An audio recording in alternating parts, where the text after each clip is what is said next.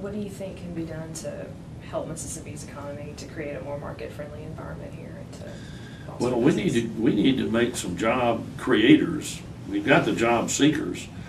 Job creators are people who, like me, have an entrepreneurial spirit, who see and have a vision for what can be done, and who set out to do it.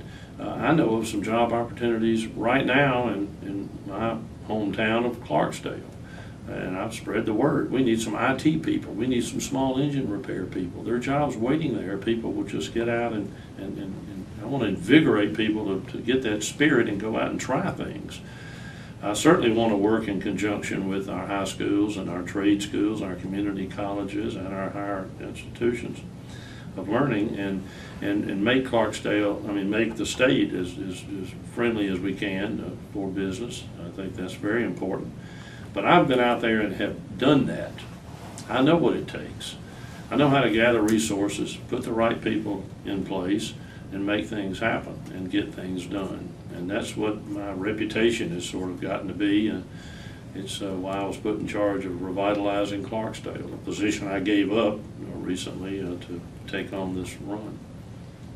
As far as education goes, what would be your main priorities, and what do you think about consolidating school districts? Well, that's two questions, two wide answers, but try to make them brief. Education, I'm passionate about education. I have just finished my probably 5th or 6th book on the subject. It's called Whatever It Takes, about the Harlem Children's Zone in Jeffrey, Canada. Right before that, I read a book called Work Hard, Be Nice, that tells the story of the 2 guys who were with Teach for America, who turned around some Houston, Texas schools. I read the Kids Count data that comes out every year. I read the No Time to Lose data. I read the Portrait of Mississippi information. I talk frequently with people at organizations like Mississippi Building Blocks, Mississippi First. I met with the Excel by 5 folks briefly and planned a longer meeting with them. Now, I tell you all that because every politician gets up and says, we need better schools. Well, you've got to go a lot deeper into it than that, and that's what I've been doing. I've been making an intense study of what the problems are in order to come up with solutions. We must, I repeat, must implement early childhood education, and we must get the state behind it. We're the only state in the South that doesn't have state-supported pre-K or early childhood. Pre-K is typically 4-year-old, but early childhood education can go from 0 up.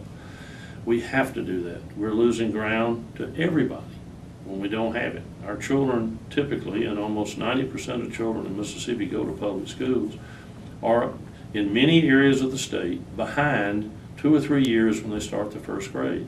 We do have pockets with excellent school systems. DeSoto County, Madison, along the coast, they're Tupelo Municipal. There's some around the state doing a great job, but the great majority of the school districts are going to need to really improve what they're offering. It's got to start at pre-K, in my view. Then we can't let it fall off after we get that big early boost. Studies are showing that people who are right up to norm with their vocabulary and all that when they get to the 1st grade, they get into poorly performing districts, the failing districts, and they fall right back down with the rest of the class. So we've got to continue that effort and make sure that momentum does not lose its drive or strength.